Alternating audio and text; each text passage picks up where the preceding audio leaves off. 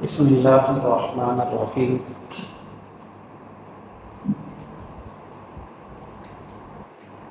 الحمد للہ رب العالمین،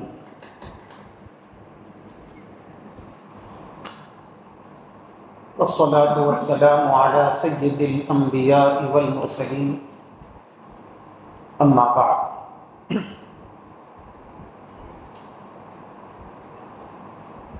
اعوذ باللہ من الشیطان الرجیم، بسم اللہ الرحمن الرحیم۔ قل ان کنتم تحبون اللہ فاتبعونی یحببکم اللہ ویغفر لکم ذنوبکم واللہ غفور رحیم۔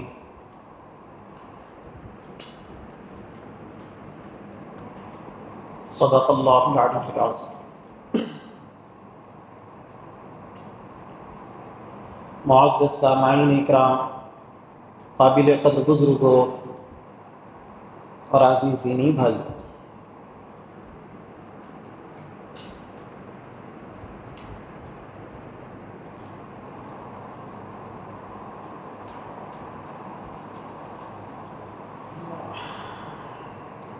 جناب نبی کریم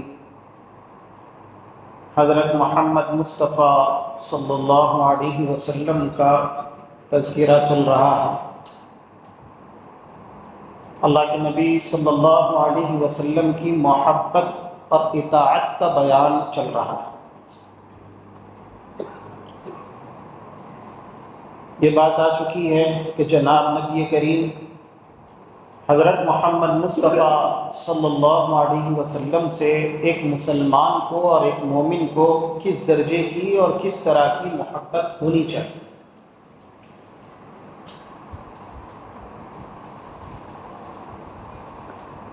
کلام پاک کی آیت بھی آئی تھی، قُلْ إِنْ كَانَ آبَاؤُكُمْ وَأَبْنَاؤُكُمْ وَإِخْوَانُكُمْ وَأَزْوَاجُكُمْ وَعَشِيرَتُكُمْ وَأَمْوَالٌ اقْتَرَفْتُمُوهَا وَتِجَارَةٌ تَخْشَوْنَ كَسَادَهَا وَمَسَاكِنُ تَرْضَوْنَهَا أَحَبَّ إِلَيْكُمْ مِنَ اللَّهِ وَرَسُولِهِ فَتَرَبَّصُوا حَتَّى يَأْتِيَ اللَّهُ بِأَمْرِهِ۔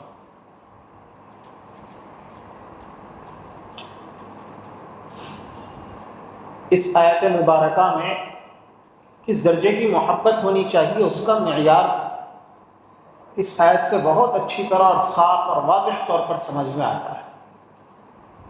اللہ پاک نے 8 قسمیں بیان کی، والدین، اولاد، بھائی بہن، وَأَزْوَاجُكُمْ، بیویاں، اگر مرد ہیں تو بیویاں، عورتیں ہیں تو ان کے شوہر، وَعَشِيرَتُكُمْ، کنبہ، خاندان، قبیلہ، وَأَمْوَالٌ اقْتَرَفْتُمُوهَا، اور وہ مال جو ہم لوگ کماتے ہیں، وَتِجَارَةٌ، اور جو تجارتیں ہم کرتے ہیں، وَمَسَاكِنُ، اور جو گھر جن میں ہم رہتے ہیں، عالی شان جو ہمارے مکانات ہیں۔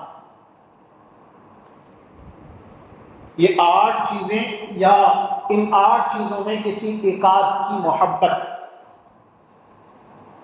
اگر اللہ اور اللہ کے رسول سے زیادہ کسی کے دل میں پائی جاتی ہو، احب الیکم من اللہ ورسولہ، یہ 8 چیزیں تم کو اللہ اور اللہ کے رسول سے زیادہ محبوب ہو، پوری کی پوری 8 یا ان میں سے کوئی ایک اللہ اور اللہ کے رسول سے زیادہ محبوب ہو، تو دھمکی ہے، کہہ دیا گیا فتربصوا، تو انتظار کرو، کا انتظار کرو، حتی یأتی اللہ بامرہ، اللہ کے عذاب کا، اللہ کی رحمت کا نہیں، اللہ کی مہربانی کا نہیں، بلکہ کا انتظار کرو اگر تمہیں اللہ اور اللہ کے رسول سے زیادہ محبوب ان میں سے کوئی ہو تو پھر اللہ کے عذاب کا انتظار کرو، رحمت کا نہیں، مہربانی کا نہیں، اللہ کے عذاب کا انتظار کرو۔ کیسی عجیب دھمکی، اور یہ مضمون بہت گہرا ہے، ہمیں سمجھنا چاہیے اور دل میں اتارنا بھی چاہیے۔ اور یہ بات بھی آ چکی تھی کہ حضرات صحابہ کرام رضوان اللہ تعالی علیہم اجمعین نے اللہ کے نبی حضرت محمد مصطفیٰ صلی اللہ علیہ وسلم سے جو محبت کی ہے وہ اس پیمانے پر پوری اترتی. کئی واقعات آئے وہ مضمون تازہ ہو جائے ایک آدھ واقعہ اور بیان کر دیتا ہوں. حضرت عبیدہ بن الجراح رضی اللہ تعالی عنہ جنگ بدر میں ان کے والد محترم ان کو چیلنج کر رہے ہیں قتال کے لیے، لڑنے کے لیے. یہ اس وجہ سے کہ والد محترم نے تھوڑا سا نظر انداز کر دیا، لیکن انہوں نے بار بار اکسایا، بار بار چیلنج کیا. تو جب بار بار چیلنج کیا تو حضرت عبیدہ بن الجراح رضی اللہ تعالی عنہ اپنے والد محترم کے مقابلے میں آ گئے. ان کا نام جراح تھا. مقابلے میں آ کے قتل کر دیا، بالکل سرتن سے جدا کر دیا، ختم کر دیا. اللہ کے نبی محمد مصطفیٰ صلی اللہ علیہ وسلم کے پاس آ کر کے واقعہ بیان کیا کہ وہ اس طرح اکسا رہے تھے غزوہ بدر میں نے خود اپنے ہاتھوں سے اپنے والد کو قتل کیا. تو دیکھیے اللہ کے نبی حضرت محمد مصطفیٰ صلی اللہ علیہ وسلم کی محبت کس درجے کی تھی، کس درجے کی محبت حضرات صحابہ کرام رضوان اللہ تعالی علیہم اجمعین میں پائی جاتی تھی. غزوہ احد کا موقع ایسا نہیں کہ صرف صحابہ محبت کرتے تھے، صحابیات بھی بہت زیادہ محبت کرتی تھی. غزوہ احد کے حالات ہمارے سامنے ہیں. پہلے تو فتح ہو رہی تھی، پھر وہ فتح شکست میں بدل گئی اور بہت افراتفری کا عالم ہو گیا. جناب نبی کریم حضرت محمد مصطفیٰ صلی اللہ علیہ وسلم پر شدید ترین خطرات لاحق ہو گئے، امکانات پیدا ہو گئے. اللہ کے نبی محمد مصطفیٰ صلی اللہ علیہ وسلم کو لے کر کے خطرات کے امکانات پیدا ہو. ظاہر سی بات ہے جس کے دل میں اللہ کے نبی کی محبت تو کتنا بےتاب ہوگا. وہ ایسی قسم پرسی کے عالم میں حضرت ام عمارہ رضی اللہ تعالی عنہا وہ جنگ احد میں اپنے 2 بیٹوں اور اپنے شوہر حضرت زید بن عاصم کے ساتھ موجود تھی جنگ احد میں. تو انہوں نے دیکھا کہ اللہ کے نبی محمد مصطفیٰ صلی اللہ علیہ وسلم خطرات سے 2-4 ہو گئے ہیں، اور کوئی کافر تھا وہ اللہ کے نبی کی طرف لپک کر کے اللہ کے نبی پر حملہ آور ہونا چاہتا تھا.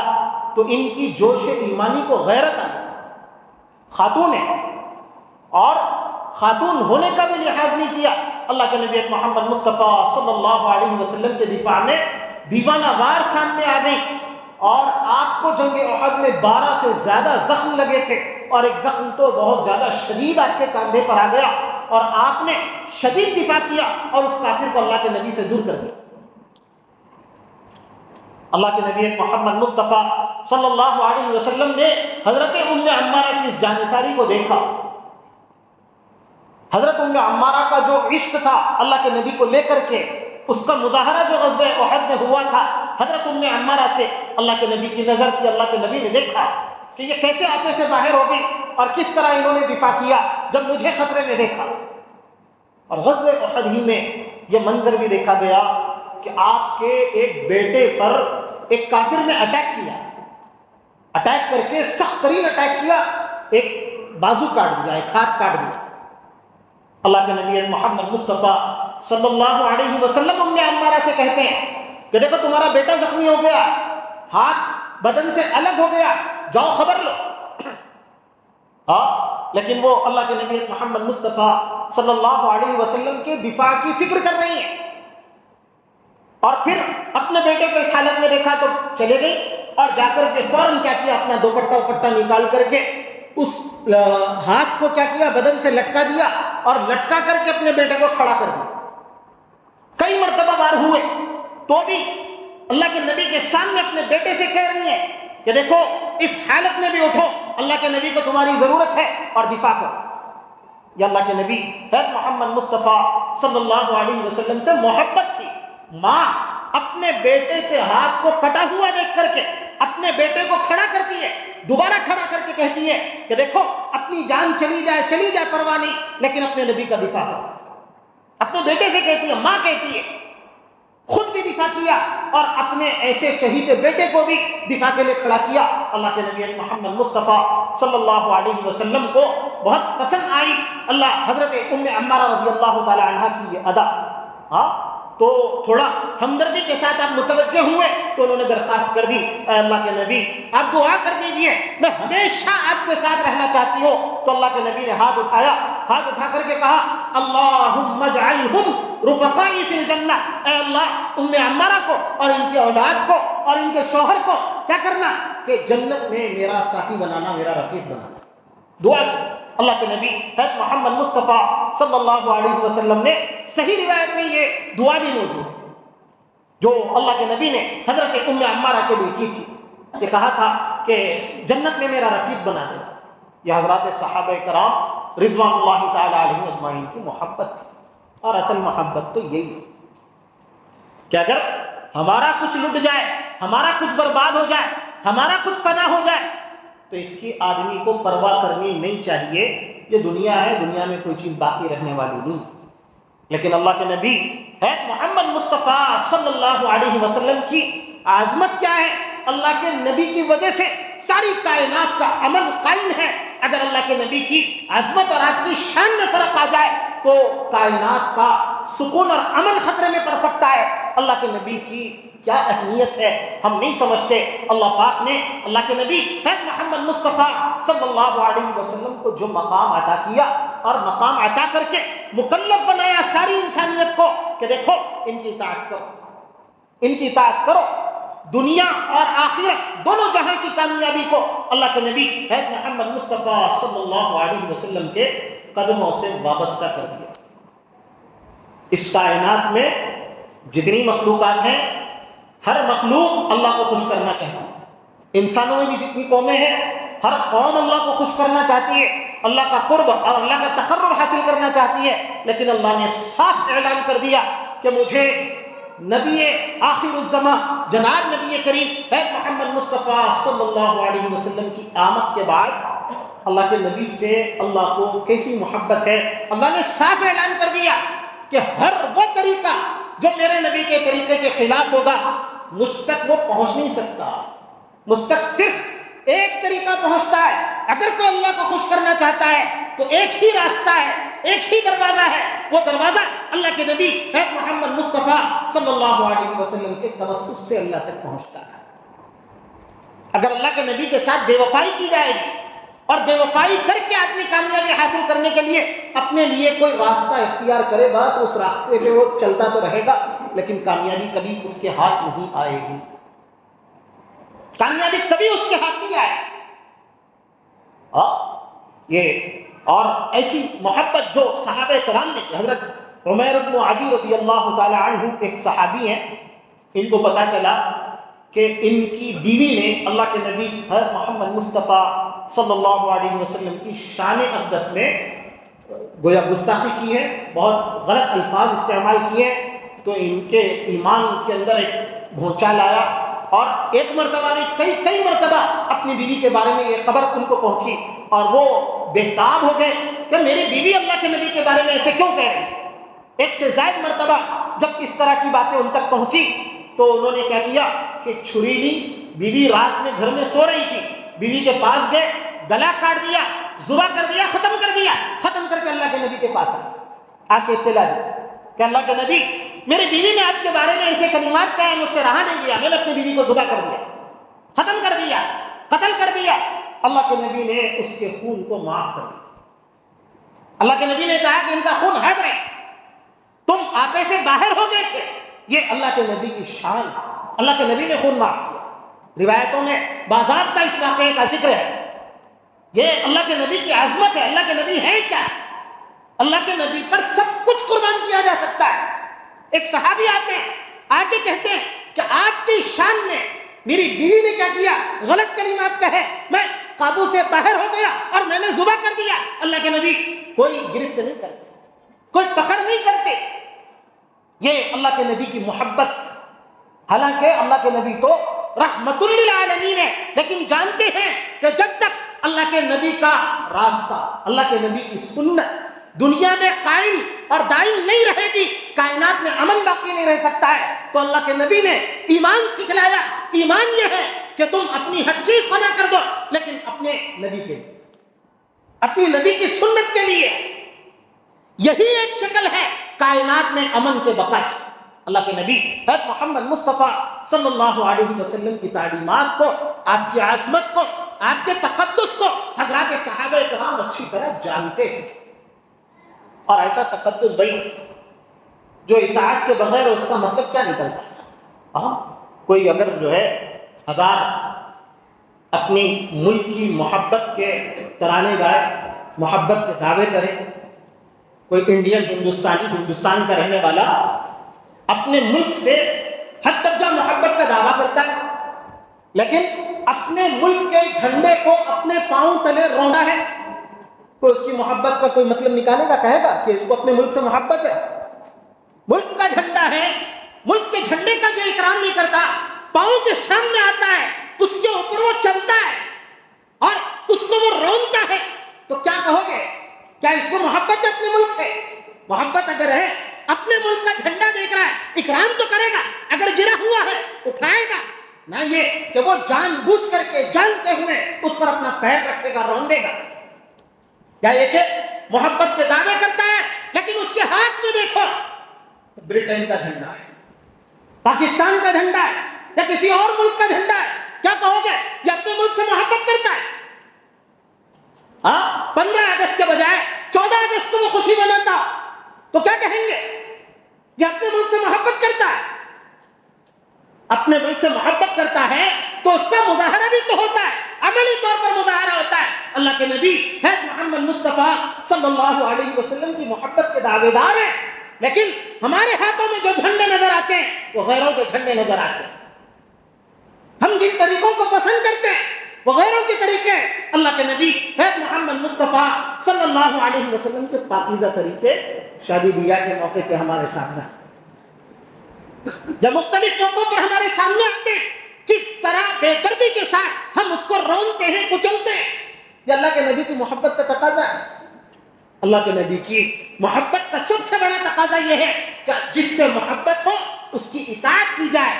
حضرت عبداللہ ابن عمر رضی اللہ تعالی عنہ اللہ کے نبی سے بے پناہ محبت کرتے تھے، بے پناہ محبت کرتے تھے. اور آپ مکہ سے مدینہ جب بھی جاتے یا مدینے سے مکہ جب بھی آتے تو راستے میں جہاں جہاں اللہ کے نبی نے قیام کیا ہے وہ آپ کے ذہن میں ہوتا. وہ درخت آپ کے ذہن میں ہوتے جن درختوں پہ آپ نے کیا کیا تھا کہ آپ نے آرام کیا تھا. تو جب بھی وہاں ان درختوں کے پاس سے گزر ہوتا تو آپ اتباع سنت کے جذبے سے اس درخت کے پاس تھوڑی دیر کے لیے قیام کر لیتے، اکرام کرتے، اور پھر اس جذبے سے کہ یہ جو اتباع سنت کی مجھے توفیق مل رہی ہے جب ملتی رہے تو جب بھی کسی درخت کے پاس پہنچتے تو وہاں پانی ڈالتے تاکہ وہ درخت جلدی ہرا بھرا رہے، جلدی سوکھے نہ، اور اتباع سنت کی توفیق مجھے دیر تک ملتی رہے. اور جہاں کہیں اللہ کے نبی صلی اللہ علیہ وسلم نے کیا کیا ہوتا کہ اتر کر کے قضاء حاجت فرمانی ہوتی تو مکہ سے مدینہ آتے ہوئے اتباع سنت کے جذبے سے اگرچہ ان کو تقاضا نہیں ہوتا لیکن وہ اتر کے جاتے. اللہ کے نبی جس طرح قضاء حاجت کے لیے بیٹھے ہوتے تھے نا بالکل اسی طرح بیٹھتے تھے. حالانکہ اب اس طرح بیٹھ کے آتے لوگ تو سمجھتے کہ قضاء حاجت کر لی، نماز کا وقت آتا بغیر وضو کے نماز پڑھتے تو کہتے کہ آپ نے قضاء حاجت کیا، نماز پڑھ رہے وضو نہیں کیا، تو کہتے کہ بھائی میں جو وہاں بیٹھا تھا میں نے قضاء حاجت نہیں کی، میں بس اللہ کے نبی حضرت محمد مصطفیٰ صلی اللہ علیہ وسلم کو دیکھا تھا کہ اس سفر میں آپ نے یہاں پر قضاء حاجت کی تھی اتباع سنت کے جذبے سے، بس اللہ کے نبی کی طرح میں جا کر کے بیٹھ گیا، میں نے قضاء حاجت نہیں کی، میرا وضو نہیں ٹوٹا. یہ اللہ کے نبی حضرت محمد مصطفیٰ صلی اللہ علیہ وسلم سے حضرت عبداللہ ابن عمر رضی اللہ تعالی عنہ کی محبت. مدینہ المنورہ میں ایک دروازہ ہے جس کو باب النساء کہا جاتا ہے. اللہ کے نبی سے ایک مرتبہ سن لیا حضرت عبداللہ ابن عمر نے، اللہ کے نبی صلی اللہ علیہ وسلم نے کہا تھا میرا دل یہ چاہتا ہے کہ اس دروازے سے عورتیں آیا کریں، مرد نہ آیا کریں. حکم بھی نہیں دیا، یہ کہا میرا دل یہ چاہتا ہے. لیکن عبداللہ ابن عمر نے جب سے وہ بات سنی مدینہ میں وہ دروازہ وہی موجود ہے اور آپ کا رہنا آنا جانا مدینہ میں رہا، لیکن اس کا باوجود کبھی آپ اس دروازے سے زندگی بھر داخل نہیں آئی، نہ کبھی آئے نہ گئے. جس کو باب النساء کہا جاتا ہے یہ اتباع کا جذبہ ہے. حضرت عبداللہ ابن عمر رضی اللہ تعالی عنہ کی یہ جانتے تھے اللہ کے نبی کتنی بڑی چیز ہے کائنات کے اندر، اللہ کے نبی کی کیا حیثیت ہے اور اللہ کے نبی کی اتباع میں کیا ملتا ہے. یہ حقیقی محبت ہے. یہ صحیح محبت ہے. تو اس محبت کے نتیجے میں ایسی اطاعت، یہ تو حضرات صحابہ کرام، آپ کہیں گے حضرات صحابہ کرام، ہاں، لیکن ہمارے جو بزرگان دین تھے، اولیاء امت تھے، ان لوگوں نے بھی دیکھو دنیا میں جو جتنا بڑا بنا، اللہ نے کسی کے دل میں محبت ڈالی، اللہ کے نبی کے صدقے کو فیل میں ڈالی. جس ولی کا آپ نام لو، جس ولی کا نام لو، حضرت پیران پیر عبد القادر جیلانی رحمۃ اللہ علیہ، ہم لوگ اس مہینے میں 11ویں شریف مناتے ہیں. اتنا اونچا مقام. آج ہمارے باپ کو کوئی گالی دے ہم برداشت کر لیتے ہیں، ماں کو گالی دے برداشت کر لیتے ہیں، کسی کے بارے میں کچھ الٹا سیدھا کہے برداشت کر لیتے ہیں، ہمارے حکمرانوں کو گالی دے برداشت کر لیتے ہیں، مسلم بادشاہوں کو گالی دے برداشت کر لیتے ہیں. لیکن کوئی پیران پیر کی شان میں گستاخی کرے، دیکھ لو کیسے بھونچال آتا ہے، کیسے بھونچال آتا ہے. یہ دلوں میں آج تک حضرت پیران پیر کی جو بیٹھی ہوئی ہے، یہ اتباع سنت کا صدقہ ہے. اللہ کے نبی حضرت محمد مصطفیٰ صلی اللہ علیہ وسلم سے پیران پیر نے جو محبت کی، اور آپ کے اسوے کے مطابق اپنی زندگی کو ڈھالنے کے لیے جیسا مجاہدہ، جیسی ریاضت برداشت کی، اللہ پاک نے لوگوں کے دلوں پر ان کی بادشاہت قائم کر. آج حکمرانوں سے لوگ اتنی عقیدت نہیں رکھتے، اتنا اکرام اور اتنا احترام نہیں کرتے. وہ مر کے پتہ نہیں کتنے سال گزر گئے، دنیا بھولنے کے لیے تیار نہیں. یہ اللہ کے نبی کا غلام ہے جو اللہ کے نبی کی سنتوں پر مر مٹا. تو اللہ پاک نے کیا کیا کہ اس کی محبت کو مخلوق کے دلوں میں ڈال کر کے گویا دلوں پر وہ راج کرتے ہیں جو اللہ کے نبی کی سنتوں کا اہتمام کرتے ہیں. اللہ کے نبی کی سنتوں کا اہتمام کرنے والے کو بھی اللہ نے واسطے یہی تو کہا نا، قل ان کنتم تحبون اللہ فاتبعونی یحببکم اللہ. اگر تم اللہ سے محبت کرتے ہو میرا اتباع کرو، میری پیروی کرو. اللہ کے نبی کہتے ہیں یا اولیاء اللہ نے پیروی کی، اتباع کا حق ادا کیا تو ہوا کیا؟ یحببکم اللہ، اللہ تم سے محبت کرے گا. اور اللہ جس سے محبت کرتے ہیں تو فرشتوں میں اعلان کر دیتے ہیں، اے لوگوں دیکھو یہ متبع سنت ہے، یہ اللہ کے نبی کی سنتوں کا متلاشی ہے، میری محبت چاہتا ہے، میں بھی اس سے محبت کرتا. تو وہ محبت فرشتوں میں پھیلتی ہے، پھر وہ محبت فرشتوں کے توسط سے ہوتے ہوتے پورے لوگوں اور پوری مخلوقات کے دلوں میں اتار دی جاتی ہے. اور جب دلوں میں اتار دی جاتی ہے تو لوگ حیران ہوتے ہیں، پریشان ہوتے ہیں. لیکن اللہ پاک دکھاتے ہیں کہ اللہ کے نبی کے عاشقوں کا کیا مقام ہوتا ہے، جو اللہ کے نبی کو سمجھتے ہیں اور سمجھ کر کے اللہ کے نبی کی سنتوں کو اہمیت دیتے ہیں، اور اللہ کے نبی کے مقابلے میں ہر چیز کو ٹھوکر مارتے ہیں، لات مارتے ہیں، کہتے ہیں کہ ہمیں اللہ کے نبی کے علاوہ کچھ نہیں چاہیے، ہماری کامیابی جڑی ہوئی ہے اللہ کے نبی حضرت محمد مصطفیٰ صلی اللہ علیہ وسلم کے قدموں کے ساتھ. یہ اصل چیز اتباع. حضرت مولانا قاسم نانوتوی رحمۃ اللہ علیہ جو دارالعلوم دیوبند ہے، تو وہاں پر ایک درخت انہوں نے لگایا تھا، گلاب کا درخت. بہت خیال کرتے تھے، اس کو اہتمام سے پانی دیتے، پوچھتے اس کے بارے میں، پانی دیا نہیں دیا، وہ سوکھے نہ، اس کا پورا لحاظ رکھتے. تو لوگوں نے کہا کہ بھائی اور بھی تو درخت ہیں لیکن آپ خاص اسی درخت کا اتنا زیادہ لحاظ کیوں رکھتے ہیں؟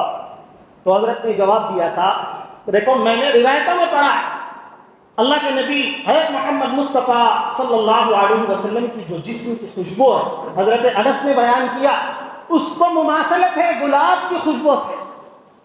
گلاب کے پھول کی جو خوشبو ہے اس کے ساتھ مماثلت ہے، عنبر اور مشک کی سی وہ خوشبو نہیں، گلاب کی سی خوشبو ہے جو اللہ کے نبی کے جسم اطہر سے نکلنے والے پسینے کی. ہم لوگ نہیں جانتے اللہ کے نبی کے پسینے کے اندر بھی کیسی خوشبو مہکتی تھی.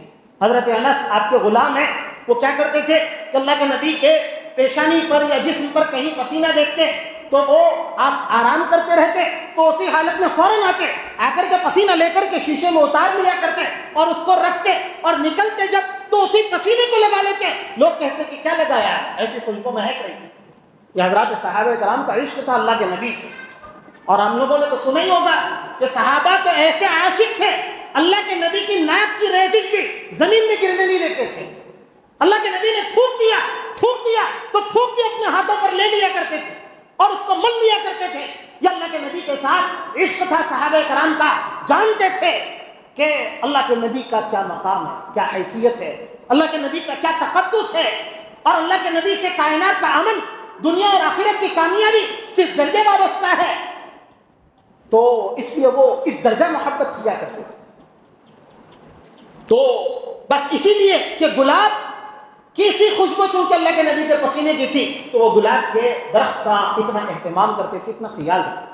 مدینہ المنورہ میں حضرت مولانا حسین احمد مدنی صاحب کا کافی لمبا قیام رہا، وہ آخر میں جا کے وہیں رہے، تو وہاں پر ایک درخت تھا کیکر کا درخت تھا، تو اس درخت کو آپ بہت خیال رکھتے تھے، اس کو پانی دیتے تھے، اس کو بہت زیادہ اچھا رکھنے کی کوشش کرتے تھے۔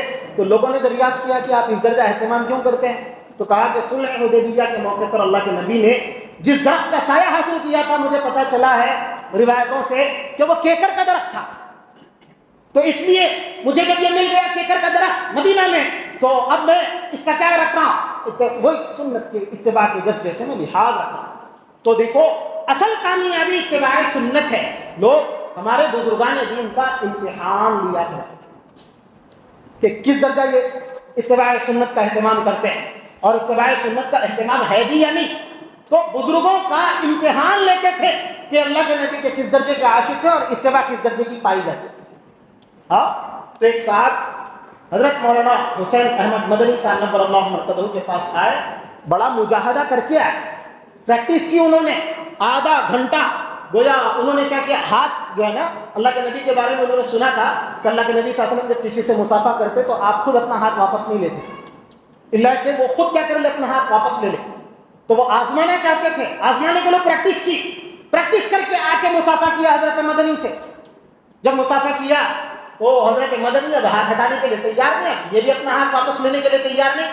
پورا آدھا گھنٹہ ہوا، آدھے گھنٹے تک اس نے اپنے ہاتھ کو حضرت مدنی کے ہاتھ میں دیے رکھا، لیکن اس کے بعد اب وہ خود بیزار ہو گیا اور اس نے خود کیا کیا، اپنا ہاتھ واپس لیا۔ اس طرح امتحان لیتے تھے۔ ایک مرتبہ حضرت مولانا رشید احمد گنگوہی صاحب نور اللہ مرقدہ کیا کر رہے تھے، مسجد سے باہر نکل رہے، تو کیا کیا، لوگوں نے امتحان لینا چاہا۔ کیسے امتحان لینا چاہا؟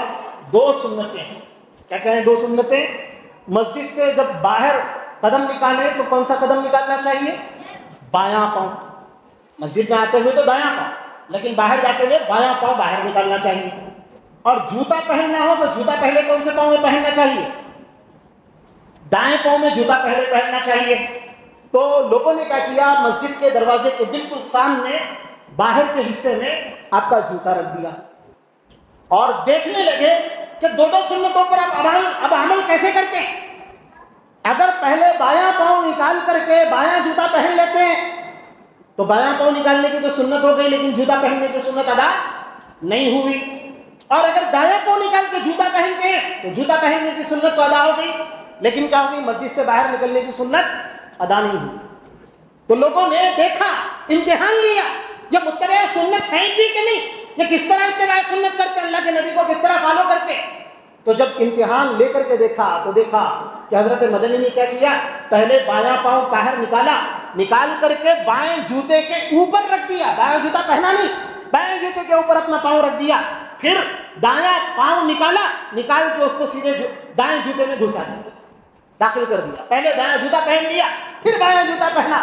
یہ اتباع سنت ہمارے اولیاء اللہ میں، ہمارے بزرگان دین میں پائی جاتی تھی، اور اسی وجہ سے اللہ پاک نے ان کو وہ مقبولیت بھی عطا کی تھی۔ یاد رکھو، اگر ہم اتباع سنت کا اہتمام نہیں کریں گے نا، تو اب ہم لڑ رہے ہیں، جھگڑ رہے ہیں۔ اب ایک تو دیکھ لو کہ ہمارے ایمان کی کیفیت کیا ہے۔ آج ہمارے سامنے، ہمارے ہوتے ہوئے ہم زندہ ہیں، اللہ کے نبی کے عشق کے دعوے کرتے ہیں، لیکن آج ہمارے ملک میں، ہماری آنکھوں کے سامنے ہم موجود ہوتے ہوئے لوگ اللہ کے نبی کی شان میں گستاخی کر رہے ہیں۔ کسی کے ایمان میں کوئی فرق نہیں پڑ رہا ہے۔ دیکھو، ہم تباہ ہو جائیں، برباد ہو جائیں، اس سے کوئی فرق نہیں پڑتا، لیکن اللہ کے نبی کا دین مٹ جائے یا اللہ کے نبی کی شان میں فرق آ جائے، مسلمان زندہ رہے۔ حضرت امام مالک نے کہا تھا، اس امت کو جینے کا حق حاصل نہیں جس امت کے سامنے اس کی نبی کی شان میں اور اس کی عزت میں ڈاکے ڈالے جائیں اور وہ خاموش رہے، تماشائی بن کر کے دیکھ ہی رہے۔ لیکن آج یہ ہمارے ایمان کے گویا ایمان کا امتحان ہے، ہم نے اپنے ایمان کو بنایا نہیں نا، تو آج ہمارے امتحان کا ایمان کا امتحان لیا جا رہا ہے۔ کیسے حالات ہیں، اور غور کر کے دیکھیں، آج ہم اپنا کچھ لٹانا تو نہیں چاہتے، اپنا کچھ نقصان کرنا نہیں چاہتے، ہم یہ چاہتے ہیں ہم سکون سے رہیں، ہماری دنیا سکون سے رہے، ہمارے ماں باپ سکون سے رہیں، میرے بیوی بچے سکون سے رہیں۔ دین مٹتا ہو مٹا کرے، اور اللہ کے نبی کے دعوے بھی ہیں۔ ارے بھائی، صحابہ کرام کے واقعات سامنے آ گئے، وہ جیتے تھے تو ان کا جینا اللہ کے لیے تھا، ان کا مرنا اللہ کے لیے تھا، وہ اپنے لیے نہیں جیتے تھے۔ اگر اللہ کے نبی کا دین غارت ہو جائے گا دھرتی پر، اللہ کے نبی کا دین صحیح سالم باقی نہیں رہے گا اور ہم زندہ رہیں گے، ایک تو ایسا ہو نہیں سکتا ہے، قیامت آ سکتی ہے لیکن دین گویا ختم ہو جائے، یہ تو ہو نہیں سکتا، لیکن یہ ہو سکتا ہے کہ ہمارا امتحان ہو، ہمارے سامنے کیا ہو کہ دین مٹ رہا ہو، اللہ کے نبی کی سنتیں مٹ رہی ہوں۔ اللہ کے نبی نے کیا کہا تھا کہ من تمسک بسنتی عند فساد امتی فلہ اجر 100 شہید، جو امت کے اندر بگاڑ کے وقت میں امت میں منمانی پن آ گیا، اپنے دل کے راجا بن گئے، جو کرنا ہے اپنی سوچ سے اپنی عقل سے کریں گے، ہم کو جو اچھا لگتا ہے ہمارے دماغ میں جو آتا ہے وہ کریں گے، ہماری تجارت ہمارے حساب سے چلائیں گے، حلال ہو حرام ہو ہمیں نہیں چاہیے، ہمیں پیسہ چاہیے، یہ دماغ آ جائے، سنتوں کو ذبح کیا جائے، اس وقت میں کوئی میری سنت کو زندہ کرے گا تو اس کو 100 شہیدوں کا ثواب ملے گا۔ اور اللہ کے نبی نے کیسے کلام پاک کی بس میں ایک بات کہہ کر کے اپنی بات کو ختم کرتا ہوں، اتباع سنت کے نتیجے میں ملتا کیا ہے؟ تو اللہ پاک نے ایک تو یہ کہہ دیا کہ اتباع سنت کے نتیجے میں اللہ کی محبت ملتی ہے، اور دوسرا گناہوں کی معافی۔ ہم لوگ کتنے ایسے ہیں، کوئی معصوم نہیں ہوتا ہے سوائے اللہ کے نبی کے یا انبیاء کے کوئی معصوم نہیں ہوتا، ہر ایک گنہگار ہوتا ہے، لیکن اگر یہ چاہتا ہے کہ اللہ عفو کرے، درگزر کرے، معاف کرے، تو اس کو چاہیے کہ وہ اتباع سنت کا اہتمام کرے، چونکہ اللہ پاک نے کہا ہے وَيَغْفِرْ لَكُمْ ذُنُوبَكُمْ وَاللَّهُ غَفُورٌ رَحِيمٌ۔ یہ جو مغفرت اور معافی ہے، یہ معافی اتباع سنت کا اہتمام کرنے والوں کو ہے، اور اللہ کے نبی کا عشق رکھنے والوں کو ہے یہ معافی۔ اور پھر اللہ کے نبی نے یہ کہا جو گویا میری سنت سے محبت کرتا ہے، من احب سنتی فقد احبنی، تو وہ مجھ سے محبت کرتا ہے۔ اور اللہ کے نبی نے کیا کہا، جو مجھ سے محبت کرتا ہے کان معی فی الجنہ، تو وہ کیا ہوگا، جنت میں میرے ساتھ ہوگا۔ کتنا بڑا انعام ہے، ہم میں سے ہر ایک کی خواہش ہوتی ہے کہ ہمیں آخرت میں اونچے درجات ملے، اونچا مقام ملے۔ اللہ کے نبی کہتے ہیں من احب سنتی فقد احبنی، جو میری سنت سے محبت رکھتا ہے تو وہ مجھ سے محبت رکھتا ہے، اور جو مجھ سے محبت رکھتا ہے تو کان معی فی الجنہ، تو وہ جنت میں میرے ساتھ ہوگا۔ اللہ پاک ہمیں سننے سے زیادہ سمجھنے کی توفیق نصیب فرمائے اور عمل کرنے کی توفیق نصیب فرمائے، آمین وآخر دعوانا۔